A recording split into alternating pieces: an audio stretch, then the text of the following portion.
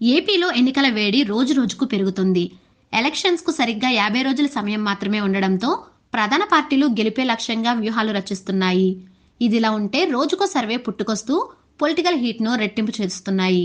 ఇప్పటికే చాలా సర్వేలు బయటికి వచ్చాయి. కొన్ని సర్వేలు వైసీపీకే మరోసారి అధికారం అంటూ వెల్లడిస్తుంటే, మరికొన్ని సర్వేలు టీడీపీ, జనసేన, బీజేపీ కూటమిదే అధికారమని చెబుతున్నాయి. ఈ నేపథ్యంలో మరో సర్వే ఫలితాలు రాజకీయ వర్గాల్లో చర్చకు దారితీస్తున్నాయి.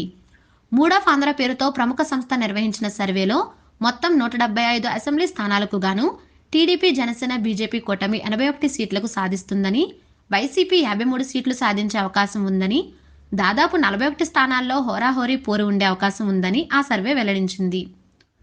ఈ సర్వేను బట్టి చూస్తే ఏ పార్టీ అధికారంలోకి వస్తుందనేది అంచనా వేయడం కష్టమేనని చెబుతున్నారు రాజకీయ నిపుణులు. ఈసారి గెలుపు విషయంలో ఇరు పక్షాలు కూడా ఫుల్ కాన్ఫిడెంట్ గా కనిపిస్తున్నాయి.